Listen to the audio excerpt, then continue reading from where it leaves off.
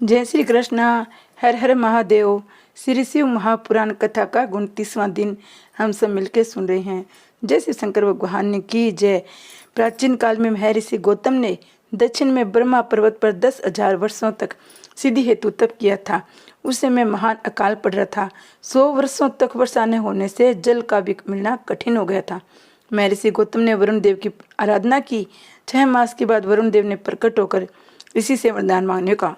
वरुण देव की वाणी सुनकर गौतम ऋषि बोले, हे वरुण देव, इसमें चराचर प्राणी वनस्पति जगत वर्षा न होने के कारण व्याकुल है। मैं उन्हें सुखी देखने के लिए वर्षा को होना चाहता हूँ।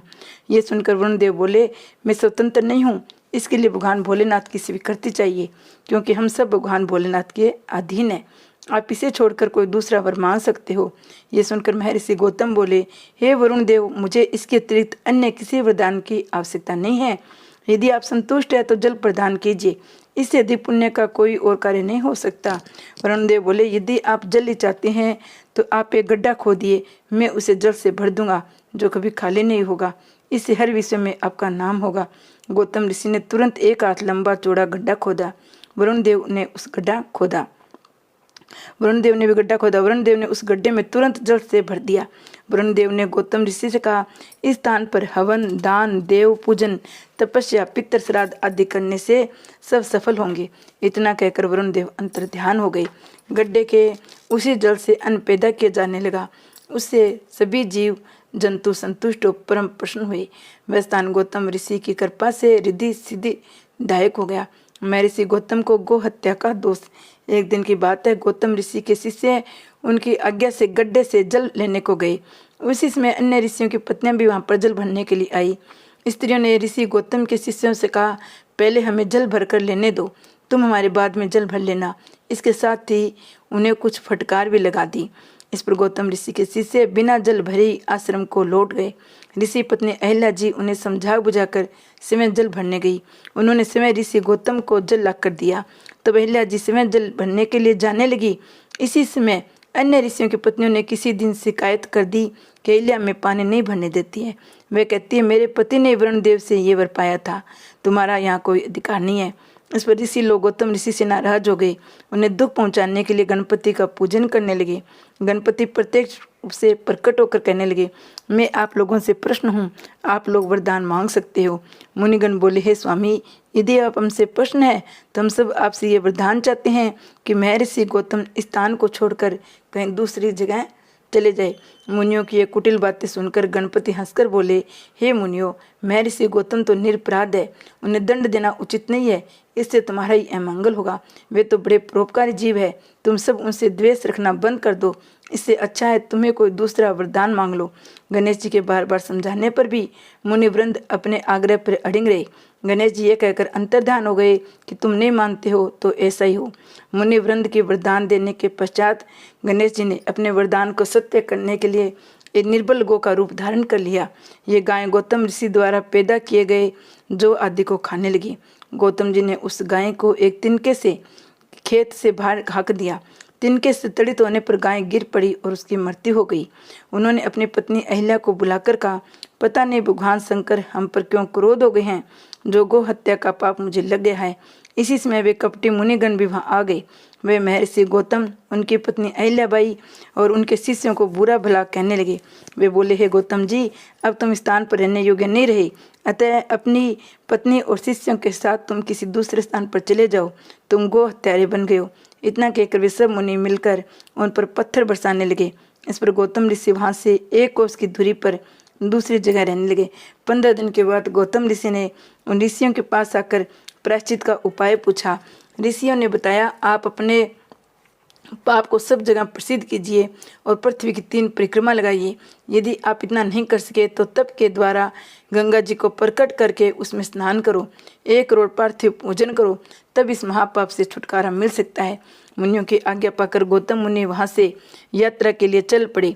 वे पहले ब्रह्मगिरी की परिक्रमा करके पार्थिव लिंग बनाकर विधि विधान से शिव जी की पूजा करने लगे। उनकी पत्नी अहिल्याबाई भी एकाग्रचित्त होकर शिव जी का पूजन करने लगे।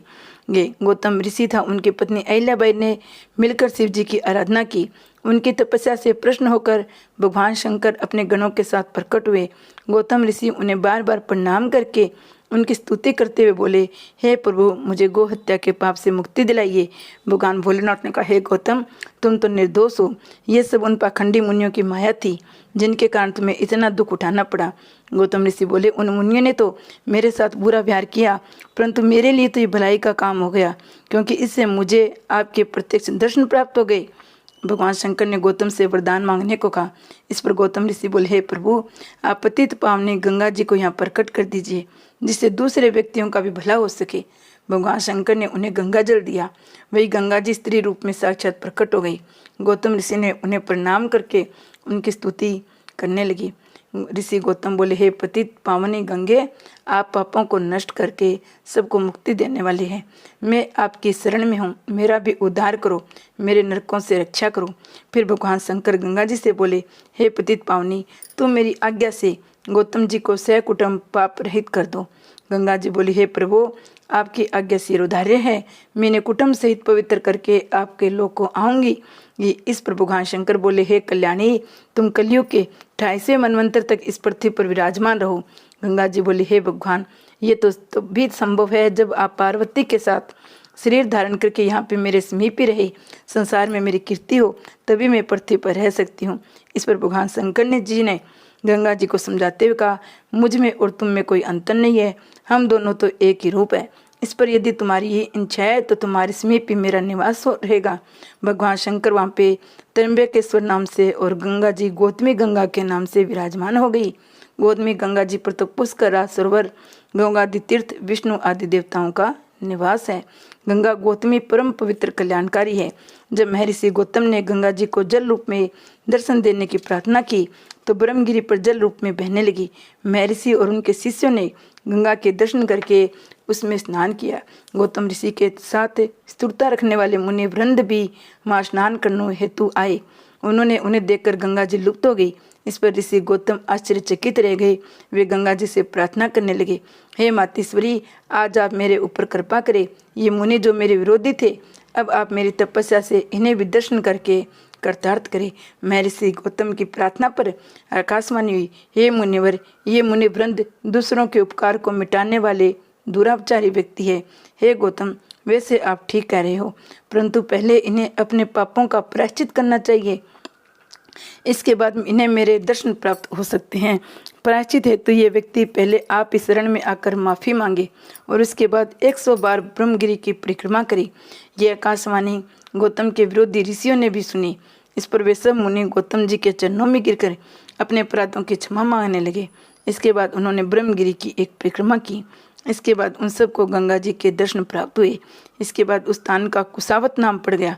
इसके बाद सौनक आदि ऋषियों ने सूर्य से पूछा, हमने सुना है ऋषियों को गौतम मुनि के श्राप दे दिया था, इससे कितनी सत्यता है, हमें बताने की कृपा करें। सूर्य ने कहा, हे मुनियों, जब बनावटी गाय की हत्या हो गई तो उनके विरोधी मुनियों ने प्रसिद्धि कर दी कि गौतम मुनि ने गौ की हत्या कर दी है। शिव भगत गौतम जी ने कहा, ये तो बनावटी गो है। वे क्रोध में भरकर श्राप देने लगे, हे नीचवर्ती के ब्राह्मणों, तुम्हें मैं श्राप देता हूँ, तुम लोग भगवान शिव का पूजन नहीं कर सकोगे एवं शिव जी के पूर्वों से विमुख रहोगे।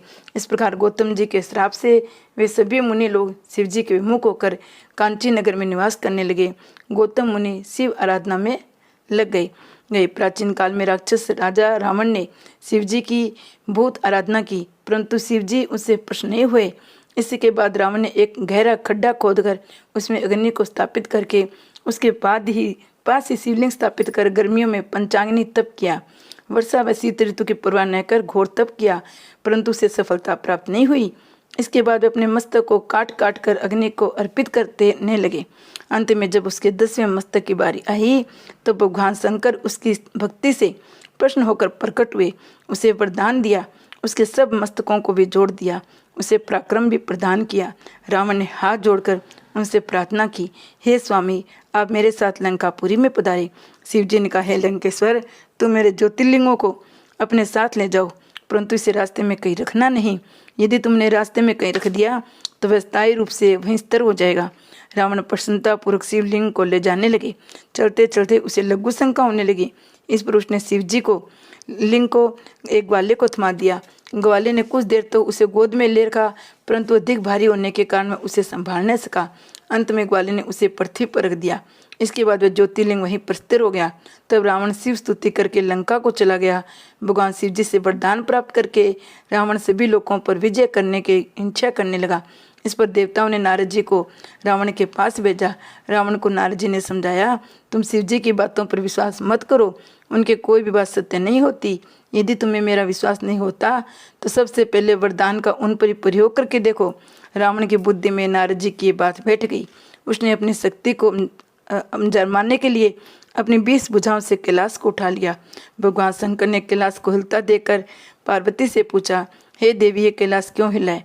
इस पर पार्वती जी ने व्यंग्य बाण कसा, आपके शिष्य गुरु की अच्छी सेवा कर रहे हैं, आपका भक्त रावण ही अपने बलशाली होने का आपको फल दिखा रहा है। इस पर भगवान बोले, शंकर ने रावण से कहा, अरे नीच, इतना अभिमान करना ठीक नहीं। मेरा अपमान करने वाले, इन भुजाओं को काटने वाला कोई बलवान पुरुष जन्म लेने वाला है। शंकर भगवान के श्राप को सुनकर रावण दुखी होने के स्थान पर प्रश्न हुआ। इसे अपने पराक्रम से देवताओं, दानवों, गंधर्वों, यक्ष आदि सभी पर विजय प्राप्त करके उन्हें अपने वश में कर लिया। प्राचीन काल में दारुक नाम का एक दानव हुआ। उसकी पत्नी का नाम दारुक था। दोनों दुर्गा जी के द्वारा दिए गए सुंदर वन में रहा करते थे। वह वन पश्चिमी समुद्र पर स्थित था। वहाँ के निवासी इन दोनों के उपद्रवों से बहुत दुखी हो गई। वे सभी मिलकर औरव ऋषि के पास गए, उनसे अपना दुख बताया। औरव ऋषि बोले, आप लोग घबराओ नहीं। जब दानव जीवों की हिंसा यज्ञ में बांधा डालने लगते हैं तब इनकी मृत्यु निश्चित हो जाती है। ऋषि उनके कल्याण के लिए तपस्या करने लगे। देवताओं को जब पता चला कि औरव ऋषि ने राक्षसों को श्राप दिया है तभी युद्ध के लिए आ गए। देव दानों में भयंकर युद्ध होने लगा। दारू की पत्नी दारुका ने अपने पूर्वकालीन वरदान के प्रभाव से इस नगर को उठाकर समुद्र में स्थापित कर दिया। दैत्य लोग सुखपूर्वक वहाँ निवास करने लगे। एक दिन दारुका समुद्र से निकलकर पृथ्वी पर आई। उसने देखा एक नाव असंख्य मनुष्यों से भरी हुई समुद्र पर तैर रही है। उसने दानवों को बुलाकर सबको बंदी बना लिया। उन बंदियों में एक वेश्या भी था जिसका नाम सुप्रिय था। उसने कैद खाने में रखकर शिव जी की आराधना प्रारंभ कर दी। इसको देखा देखी अन्य कैदी भी शिव जी से आराधना करने लगे। उन लोगों को पूजन करते 6 माह बीत गए। एक दिन दारू के किसी दूत ने उन्हें शिव पूजन करते देख लिया। इस पर दारुक ने वेश्या के पास आकर पूछा, तू किसकी पूजा कर रहा है? ये पूजा किस कारण से कर रहा है? यदि तू सच सच बता देगा तो मैं तुझे छोड़ दूंगा, नहीं तो तुझे मार दिया जाएगा। वेश्या ने कोई उत्तर नहीं दिया। राक्षस वेश्या को मारने को उद्यत हो गया। वैसे संकट को आया देखकर आंखें बंद करके शिव जी की स्तुति करने लगा, हे स्वामी, मैं आपकी शरण में हूँ, शरणागत की रक्षा कीजिए। इस पर भगवान शंकर वहाँ पे प्रकट हो गए। उन्होंने अपने पाशुपत शास्त्र से सब दानवों का विनाश कर दिया। इससे वन राक्षसों से रहित हो गया। भगवान शंकर ने कहा, यहाँ पर अब 4 वर्णों के वैदिक धर्मों का पालन करने वाले लोग रहेंगे। यहाँ पर अधर्म का अंत हो जाएगा। दारू के मर जाने के बाद उसकी पत्नी दारुका दुर्गा जी के पास जाकर अपने वंश की रक्षा एवं परिवार की रक्षा के लिए प्रार्थना करने लगी। इस पर शिव और पार्वती जी उस स्थान पर ज्योतिर्लिंग के रूप में रहने लगे। दुर्गा जी ने दारुका को शिव जी की कृपा से वर दिया, इस युग की समाप्ति पर यहाँ पर दानवों का निवास होगा। दारुका उन पर राज्य करेगी। हे मुनियों, वीरसेन नाम का एक राजा बड़ा शिव भक्त था। शिव जी ने वीरसेन से प्रसन्न होकर उसे एक लकड़ी की मछली दी जो रंगे से मंडी हुई थी। उस मछली को योग शक्ति द्वारा शक्ति संपन्न करके शिव जी ने कहा, तू इस मछली के सहारे अपनी सेना सहित शिविर में पहुंच जाएगा। वहीं पहुंचाकर तू नागेश्वर नामक शिवलिंग को स्थापित कर, उनका पूजन कर, उससे तुझे पशुपत अस्त्र की प्राप्ति होगी। उस अस्त्र से तू दानों पर विजय प्राप्त कर लेगा। मेरे इस दर्शन करने से किसी भी वस्तु की कमी नहीं रहेगी। इतना कहकर भगवान शंकर अत्यंत ध्यान हो गए। इसी प्रकार भगवान शिव ने वरदान पाकर वीरसेन दानवों का संहार करने में सफल रहा। जय शिव शंकर भगवान की जय। हर हर महादेव की जय हो।